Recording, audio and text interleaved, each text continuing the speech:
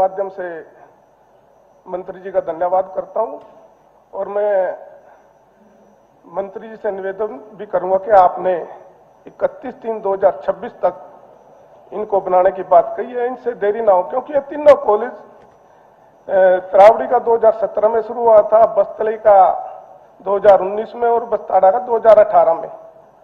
तो और क्लासें भी तुरंत इन पे शुरू हो चुकी थी और कुछ ऐसे जो बेटियां थी उन्होंने कहीं प्राइवेट बिल्डिंग लेकर कहीं स्कूल में वो क्लासेस शुरू की हैं और डिग्री लेकर भी जा चुकी हैं। तो अब कृपा करके इसमें जल्दी से डिपार्टमेंट को थोड़ा सा उनको इसमें तेजी लाएं और 26 से देरी ना हो, इस ताकि जो और बच्चों को जो एडमिशन हुआ है उनको अच्छी सुविधा मिल सके और अच्छी शिक्षा ले सके। धन्यवाद। श्री मनमोहन बढ़ाना। प्रश्न 36। माननीय स्पीकर साहब, माननीय सदस्य ने जो प्रश्न पूछा है, इस तरह की कभी कोई व्यवस्था रही ही नहीं कि जो इसमें संकलित करके हम माननीय सदस्य को इसकी कोई जानकारी दे पाए। जी माननीय अध्यक्ष जी, बहुत बहुत धन्यवाद मंत्री जी का भी। मैं आपके माध्यम से इस सदन का जो है ध्यान इस तरफ केंद्रित करना चाहता हूं इस सवाल से कि हम जब इतना पैसा अपने स्कूलों में खर्च करते हैं तो कम से कम इतनी तो अकाउंटेबिलिटी होनी चाहिए हमारी कि हमें ये पता रहना चाहिए कि हमारे स्कूलों से कितने बच्चे ग्रेजुएट हो रहे हैं, उनमें से कितने बच्चे इंजीनियर और कितने बच्चे डॉक्टर बन रहे हैं।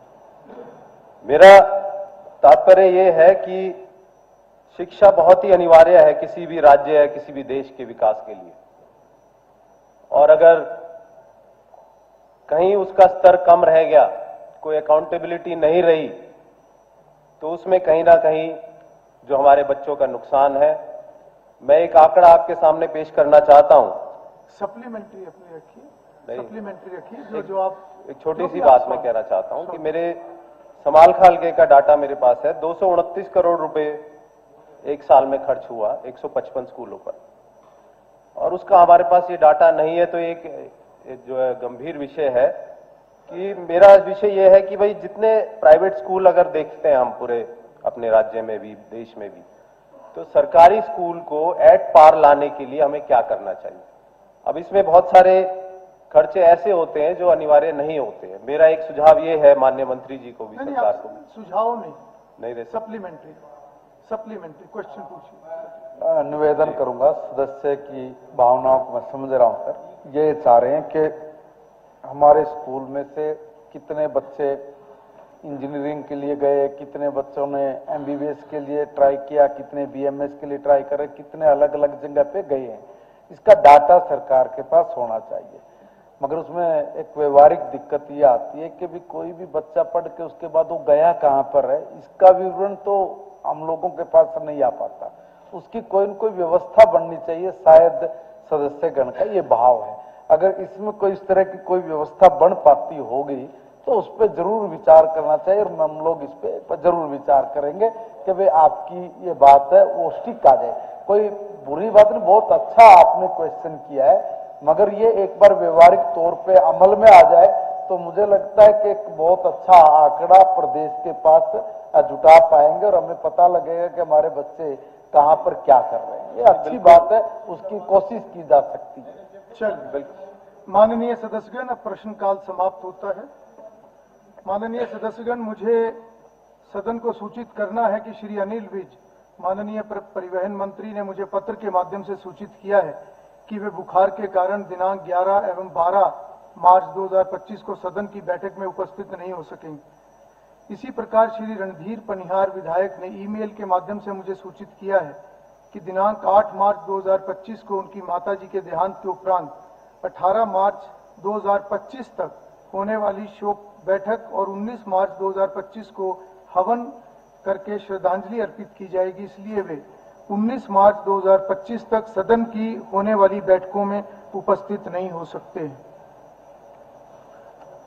माननीय सदस्यगण, आज सदन की कार्रवाई देखने के लिए दर्शक दीर्घा में सनातन धर्म महिला महाविद्यालय हांसी जिला हिसार के विद्यार्थीगण तथा असिस्टेंट प्रोफेसर उपस्थित हैं। मैं अपनी तथा पूरे सदन की तरफ से इनका स्वागत करता हूं।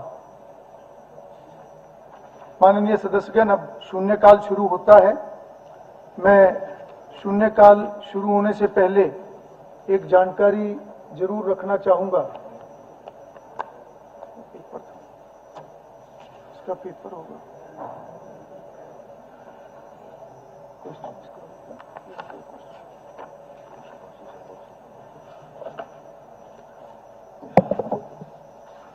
जो समय बिजनेस एडवाइजरी कमेटी के मुताबिक जो रखा गया है, माननीय राज्यपाल के अभिभाषण पे चर्चा का, उसमें जो समय लगभग 10 घंटे और 30 मिनट का समय उसके लिए तय हुआ है और जिसमें हर सदस्य को 7 मिनट उसमें बोलने का मौका मिलेगा। और यह भी एक व्यवस्था रहेगी कि अगर कोई माननीय सदस्य राज्यपाल महोदय के अभिभाषण पर अपनी बात रखने से रहेगा तो बजट पर चर्चा में उनको प्राथमिकता दी जाएगी। परंतु मेरा ये कहना है कि कल भी जैसे एक विषय आया था और ये बात हुई थी कि समय की सीमा का सभी ध्यान रखें, और शून्यकाल के लिए मैं विशेष रूप से ये कहना चाहूंगा कि शून्यकाल में ज्यादा से ज्यादा सदस्य अपनी बात को रख सकें, उसके अंदर कोई व्यवधान पैदा ना हो और आपस में बातचीत करने से बचें। जिस सदस्य ने भी अपनी बात रखनी है वो सदस्य सीधा चेयर को संबोधित करे, क्योंकि मैं उसमें एक चीज मुझे ध्यान में आती है। मैंने एक बहुत साल पहले एक मिल्क प्लांट विजिट किया था, तो मैं उसको कहीं ना कहीं कोरिलेट कर पा रहा हूं। जब उन्होंने मुझे वो मिल्क प्लांट दिखाया तो उसमें चिलिंग प्लांट उसके अंदर होता है, तो उन्होंने बताया कि ये चिलिंग प्लांट में जब उबला हुआ दूध आता है और वो उसमें ठंडा होता है, उसके बाद ही वो पैकेट में उसकी पैकिंग हो सकती है। तो मैं हाउस में कल यही बैठा हुआ सोच रहा था कि जब आपस में बात करते हैं तो गर्मी बढ़ती है और वो सदन की मर्यादा के खिलाफ भी है। जो भी सदस्य बोले वो चेयर को संबोधित करे और चेयर कहीं ना कहीं एक चिलिंग प्लांट का काम भी करेगी कि जो सदस्य चेयर के माध्यम से अपनी बात रखेगा तो वो बात जाने से पहले ठंडी हो जाएगी। तो मेरा सभी से ही अनुरोध है कि व्यक्तिगत टिप्पणियों से बचे और चेयर को संबोधित करें। हरिंदर सिंह, माननीय विधायक हरिंदर सिंह, आज की सूची में हरिंदर सिंह विधायक, पवन खरखोदा विधायक, अनिल यादव विधायक, घनश्याम अरोड़ा विधायक, मंजू चौधरी, इंदुराज नरवाल, निर्मल सिंह, भगवान दास, राम कुमार कश्यप, डॉक्टर कृष्ण कुमार, भारत भूषण बत्रा, राजवीर फरटिया, मनदीप चट्ठा, देवेंद्र कादियान, रघुवीर तेवतिया, ये वो नाम आए हैं जो नोटिस के माध्यम से आए हैं। परंतु उसके अलावा कुछ नाम ऐसे भी हैं जो पार्टी की तरफ से कल आए थे, उनको बीच में एडजस्ट कर लिया जाएगा। वो ध्यान,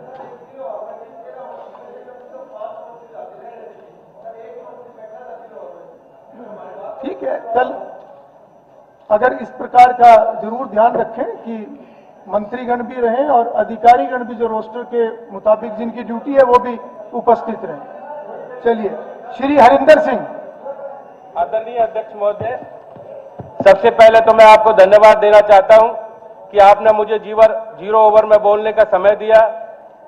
आदरणीय अध्यक्ष महोदय, मैं आपके माध्यम से सरकार से जानना चाहता हूं और पूछना चाहता हूं, क्योंकि मेरी सरकार ने वैसे तो मेरे होडल विधानसभा के अंदर विकास के अनेकों कार्य किए हैं। उसके लिए मैं माननीय मुख्यमंत्री जी को, माननीय सरकार को बहुत बहुत बधाई देता हूं। मेरे क्षेत्र की कुछ छोटी छोटी सी समस्या है, मैं वो सब आपके सामने सरकार को बताना चाहता हूं। आदरणीय मुख्यमंत्री जी जब पहली बार मुख्यमंत्री बने तो गांव औरंगाबाद के अंदर गए थे, तो उन्होंने वहां पर औरंगाबाद को एक उप तहसील बनाने की घोषणा की थी। लोगों के जो उन्होंने निवेदन किया था उसके ऊपर, तो मेरी सरकार से प्रार्थना है इस मांग को मेरी को आगे बढ़ाया जाए। दूसरा, मेरे जो क्षेत्र है पूरा क्षेत्र कृषि पर आधारित है। कृषि पर आधारित होने के कारण मेरे क्षेत्र में छोटी छोटी नहरें जाती हैं, उनमें पानी टेल तक नहीं जाता है। इस कार्य को भी जल्दी से जल्दी कराने का काम करें, जिससे कि किसानों को पानी मिल सके और अपना खेती का वो काम कर सके। दूसरा, मेरा क्षेत्र ब्रज भूमि का क्षेत्र है। ब्रज भूमि का क्षेत्र होने के कारण यहाँ से ब्रज 84 कोस की परिक्रमा निकलती है।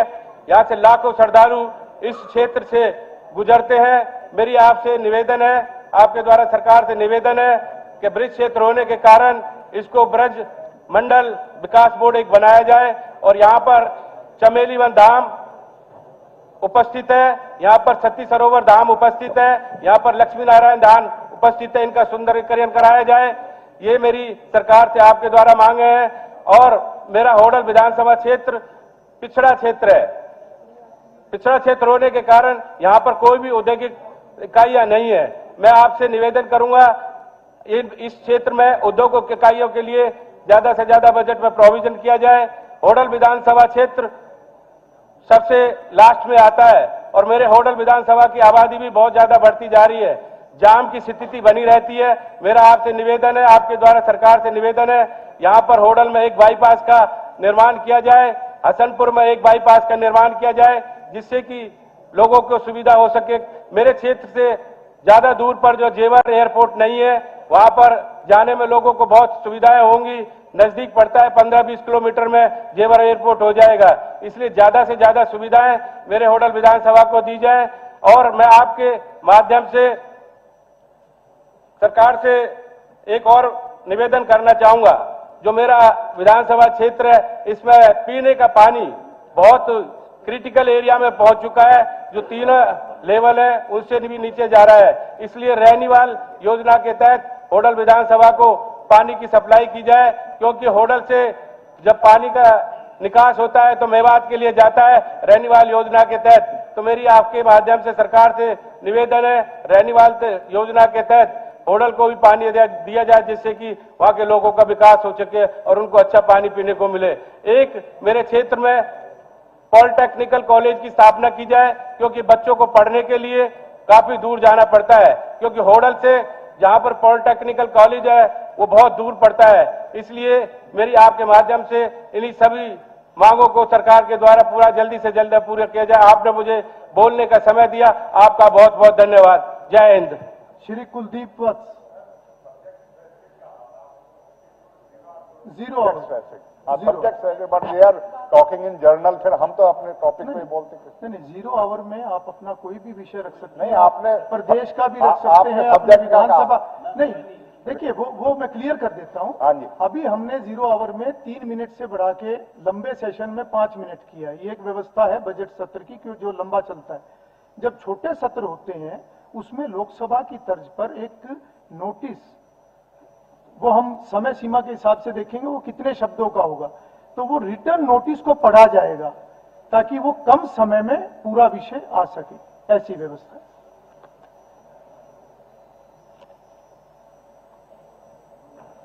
श्री निर्मल सिंह,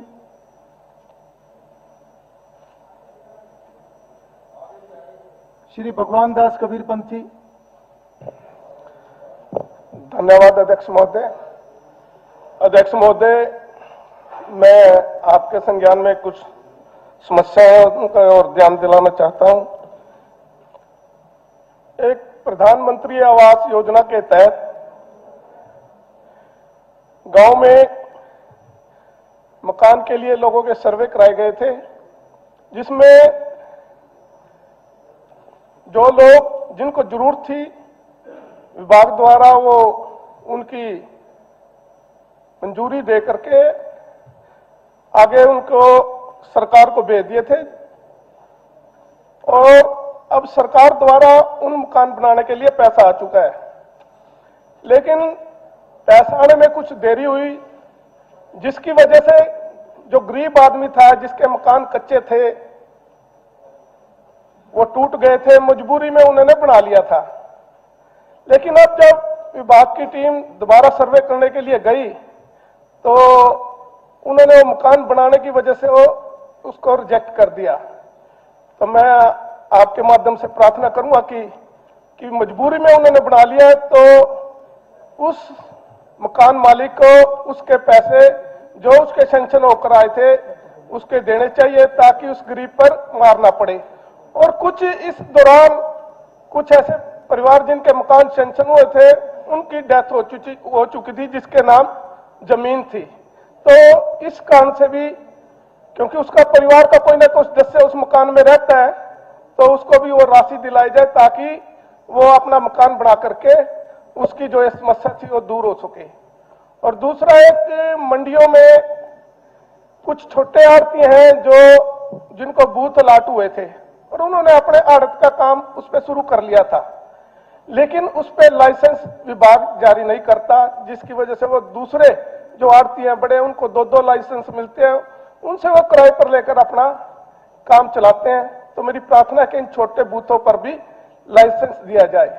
एक तीसरा, पिछले समय में सरकार ने जो मार्केटिंग बोर्ड की कुछ ऐसी सड़कें थी जो जिला परिषद को ट्रांसफर कर दी थी, लेकिन जिला परिषद के पास चाहे फंड की कमी है या क्या कारण है, उन सड़कों की स्थिति स्थिति उनकी खराब हो चुकी है।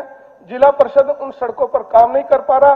तो मैं ये भी प्रार्थना करूंगा कि उन सड़कों को दोबारा या तो मार्केटिंग बोर्ड को दी जाए या पीडब्ल्यूडी विभाग को दी जाए, ताकि उन सड़कों की भी स्थिति में सुधार हो सके। और एक समस्या मेरे क्षेत्र की, निसिंग अपना एक कस्बा पड़ता है, ये करनाल और कैथल रोड पर है।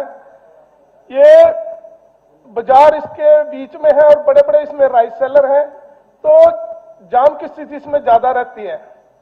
तो मेरी प्रार्थना है कि इस जाम से छुटकारा मिले, वहां पर एक बाईपास बनाया जाए ताकि जाम की जो हर रोज घंटों की समस्या रहती है, इससे छुटकारा मिल सके।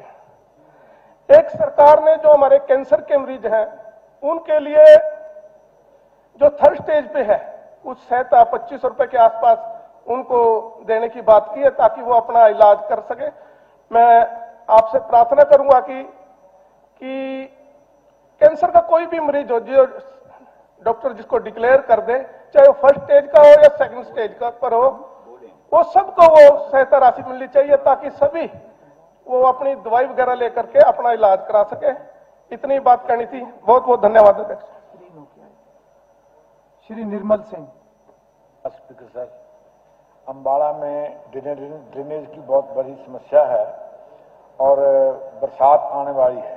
पूरा अम्बाड़ा शहर जो है वो एक तालाब की तरह बन जाता है। टाइम पे उसकी सफाई हो, और जो मेरे नोटिस में आया है कि इसके लिए एक बड़ा प्रोजेक्ट 860 करोड़ रुपए की लगभग का लागत से आ रहा है, जिससे कि इसके गंदे पानी को जाके आगे दूर नदी में किसी में छोड़ा जाए। उसका वो आज कहां पर है। और दूसरा सर ये कि वहां पर हर काम में पेंडिंग है, सीवरेज का और आपकी गलियां जो टूटी हुई हैं वो सब, सीवरेज जो सफाई का ठेका दे दिया जाता है, वहां पूरे कर्मचारी नहीं है। तरह तरह के एलिगेशंस लगते हैं जो कि करोड़ों रुपए में है। इसी तरह सिद्धू बॉर्डर की समस्या है कि पंजाब से बहुत लोग जो है अम्बाड़ा आते हैं व्यापार के लिए और खरीदारी के लिए। वो सब वहाँ के दुकानदार और लोगों को बड़ी भरी जो है परेशानी है।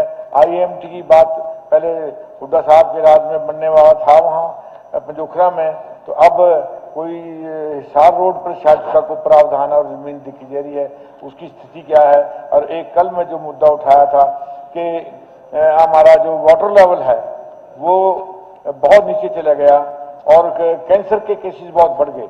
मैं एक डॉक्टर से बात की थी, उसने बताया कि ये पीने के पानी की वजह से है, इस सबको कनाल बेस्ड करना होगा।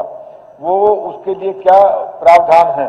और जो हमारी ये नहर है इसका एकमात्र प्रावधान यही था, उसके लिए मैं आपसे रिक्वेस्ट करूंगा कि उसके लिए अलग से चर्चा के लिए जो है समय दिया जाए।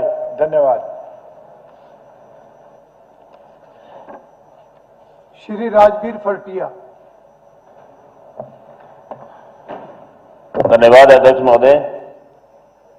मैं आपके माध्यम से आदरणीय कृषि मंत्री जी को पहले भी मेरी बात हुई थी आपसे, जो सबसे 2023 से लगातार जो किसानों का जो मुद्दा है 2023 का फसल बीमा योजना, जो सरकार की जो स्कीम थी,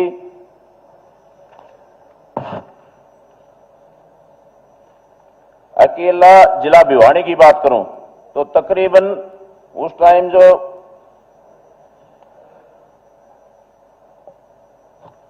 जिला भिवानी में फसल बीमा योजना जो लाई गई थी, उसमें जो बीमा किया गया था हमारे कपास का, उसमें तकरीबन 185 करोड़ रुपए का अकेले लुहारू में उसका किसानों को जो मुआवजा था वो नहीं मिल पाया। और वो किस कारण नहीं मिल पाया कि उसमें प्रो कटिंग के हिसाब से, कटाई के हिसाब से एग्रीकल्चर विभाग ने पूरा मुआवजा बढ़ा दिया था, जो प्रति एकड़ के हिसाब से तकरीबन 25 से 30 हजार रुपए किसानों को मिलना था, वो मात्र बाद में सैटेलाइट से करवा करके और उस मुआवजे को कई गांव में तो आदरणीय अध्यक्ष महोदय जी बिल्कुल जीरो कर दिया गया।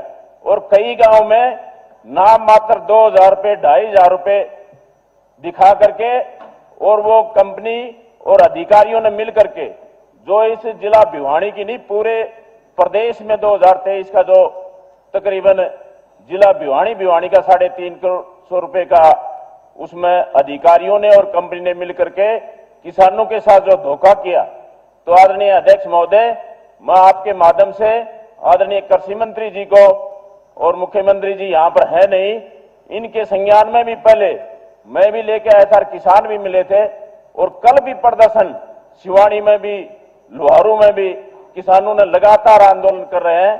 तो इसकी मैं आपसे निवेदन करता हूं कि इसकी जांच होनी चाहिए, और जो भी अधिकारी और कंपनी जिनने मिलकर के किसानों के साथ जो धोखा किया, उसका पूरी जांच और निष्पक्ष जांच करवा करके दोषियों के खिलाफ कार्रवाई की जानी चाहिए, और किसानों को जो उचित मुआवजा जो मिलना चाहिए था वो दिया जाना चाहिए। आदरणीय अध्यक्ष महोदय, मैं ध्यान दिलाना चाहूंगा कि हमारे हल्का लोहारू में मेरे से पहले भी विधायकों ने पीने के पानी की समस्या उठाई, नहरों की समस्या उठाई। मेरे क्षेत्र में सिवानी ब्लॉक की अगर मैं बात करूं तो सबसे ज्यादा पानी के पीने की समस्या है। कई गांव में तो अध्यक्ष महोदय बिल्कुल खारा पानी है, दूर से टैंकर ला करके 500 रुपए में टैंकर मंगवा करके पीने के पानी की व्यवस्था गांवों में करनी पड़ रही है। सिवानी के वार्ड की बात करूं, वहां भी पीने के पानी की बहुत मोटी समस्या है। बहल की बात करूं, वहां भी कई वार्डों में तो 2-2 महीने पानी नहीं जाता। तो ये मैं आपके संज्ञान में लेना चाहता हूं कि हमारे जो क्षेत्र में नहरों का जो मैं पिछले 2-15 या 3-15 की बात करूं तो उसमें तो बिल्कुल पानी गया ही नहीं, हमारे जो टैंक थे वो भी खाली पड़े हुए हैं। तो मैं निवेदन करना चाहता हूं मंत्री जी से कि भाई इसके ऊपर आप जरूर ध्यान देंगे। और मेरे से पहले हमारे बहुत से विधायकों ने भी रखा जो खेत खलियान के रास्तों के बारे में। आदरणीय अध्यक्ष महोदय, मेरा जो क्षेत्र है इसमें 60% से ज्यादा गांव खाली हो गए हैं और उसमें सब ढाणियों में बसने लग गए हैं। तो खेत खलियान में मंत्री जी कल वो बता रहे थे कि भाई हम 4 क्रम का रास्ता और 3 क्रम का जो रास्ते हैं उनको पक्का करने का काम करेंगे। तो मैं मंत्री जी का धन्यवाद भी करता हूं, और मैं मेरे हल्के में जितने भी रास्ते कच्चे पड़े हैं उनकी लिस्ट मैं आपको दूंगा। तो आपकी जो स्कीम है तो उसका लाभ हमारे ढाणियों में जो भी बसते हैं तो उनके लिए रास्ते, जो बारिशों में सबसे ज्यादा दिक्कत वहां पर होती है आने जाने में, और वहां पर बिजली के कनेक्शनों की भी बहुत मोटी दिक्कत है। जमींदार होता है जो लाखों रुपए का एस्टीमेट बना देते हैं, जब एस्टीमेट 10 लाख 20 लाख का बन जाता है, गांव से दूर होते हैं, फिर उसके बावजूद भी वो पूरा नहीं कर पाते। तो मैं निवेदन करूंगा कि भाई उन ढाणियों में पीने के पानी की और बिजली की भी व्यवस्था की जाए। शिक्षा मंत्री जी से मैं आपके माध्यम से निवेदन करना चाहूंगा कि सर दिगावा जाटान में 1 से 12 का स्कूल जो बीच में पड़ा हुआ है सर, बिल्कुल 55-60 लाख रुपए का उसमें 4 करोड़ रुपए खर्च हो चुके हैं और सिर्फ 55 लाख रुपए के कारण वो अधूरा पड़ा है। तो उसका भी पूरा करवाने का काम आप करोगे तो हमारे सिर्फ लड़कियों का स्कूल है, उसमें भी लड़कियों को सुविधा मिलेगी। तो इसके लिए मैं आपके माध्यम से आदरणीय मंत्री जी से निवेदन करूंगा कि भाई उसको जल्दी से जल्दी पूरा करवाया जाए। श्री पवन खरखोदा जी पूछ रहे हैं बीमे की बात जी, ये 22 से 23 है, 23 से 24 है। क्या चीज? इनका सवाल था ना, फसल बीमा योजना था 22 से 23। ठीक है, ठीक। कपास का जो बीमा था पवन जी। माननीय अध्यक्ष महोदय जी, आपने मुझे 0 आवर में बोलने का मौका दिया, मैं आपका धन्यवाद करता हूं। अध्यक्ष महोदय जी, किसी भी क्षेत्र की तरक्की जब होती है वहां पे जब कोई बड़ा उद्योग स्थापित होता है, और मेरा सौभाग्य है कि मेरे खरखोदा क्षेत्र में दुनिया का सबसे बड़ा मारुति का प्लांट भारतीय जनता पार्टी सरकार ने देने का काम किया है।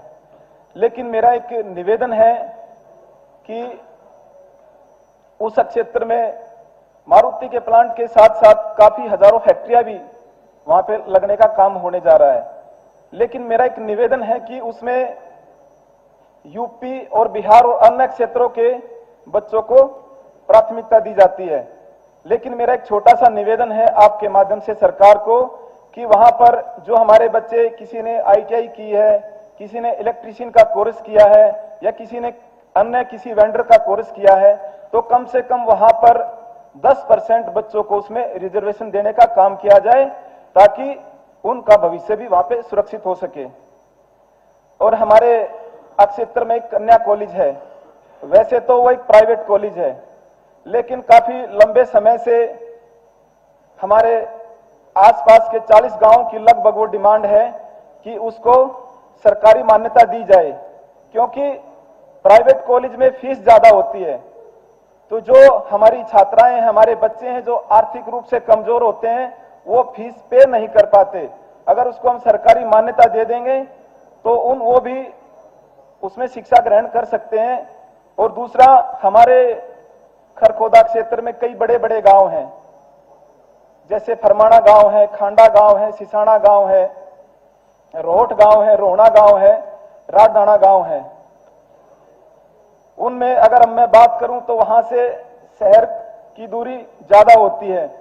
तो मेरा एक निवेदन है सरकार से कि उसमें ई-लाइब्रेरी खोली जाए, और वो भी डिजिटल लाइब्रेरी, कि ताकि जो बच्चों को गांव से शहर में जाना पड़ता है तो उनका काफी समय उसमें खराब होता है, तो उनका समय भी बचे। अगर गांव में ही वो सुविधाएं किसी एग्जाम को क्लियर करने के लिए या किसी टेस्ट की तैयारी के लिए उनको शहर में जाना पड़ता है, तो उनको शहर में ना जाना पड़े, गांव में ही उनको डिजिटल लाइब्रेरी, ई-लाइब्रेरी के माध्यम से वो सुविधाएं मिल सकें और वो अच्छी अपनी तैयारी कर सकें।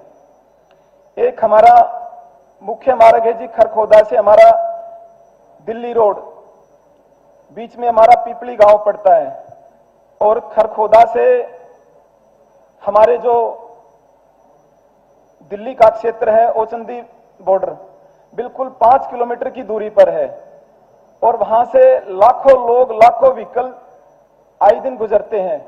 लेकिन काफी लंबे समय से वो रोड कंडम हालत में है। उसका भी सुधारीकरण आपके माध्यम से मेरा निवेदन है कि उसको भी दुरुस्त किया जाए।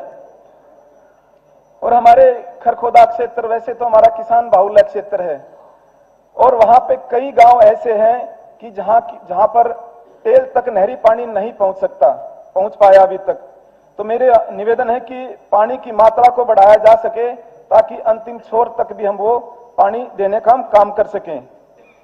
और जैसे मारुति का प्लांट खरखोदा में आ रहा है, तो मेरे ख्याल से 95% काम मारुति का पूरा हो चुका है। तो खरखोदा शहर में भी आए दिन आबादी बढ़ने का काम निरंतर जारी है। तो मेरा एक निवेदन है आपके माध्यम से सरकार को कि उसी अनुसार वो सुविधा की जाए ताकि आगे 20 साल तक भी हमें कोई दिक्कत या परेशानी नहीं आ सके, चाहे वो रोडों से संबंधित बात हो, चाहे सीवरेज सिस्टम की बात हो, चाहे कोई अन्य और सुविधा की बात हो। माननीय अध्यक्ष महोदय जी, हमारी खरखोदा की मंडी, वैसे तो हमारा खरखोदा एक छोटा सा कस्बा है, लेकिन मैं गर्व के साथ ये कह सकता हूं कि हमारी मंडी हमारे आसपास के जितने जिले हैं सबसे ज्यादा रेवेन्यू देने का काम करती है। लेकिन अगर मैं सुविधा की बात करूं तो उसमें सुविधाओं की बहुत कमी है, चाहे सीवरेज की बात है, चाहे हमारे वहां पे पक्के रोड की बात है, और चाहे किसानों को जो सुविधा मिलनी चाहिए वो सुविधा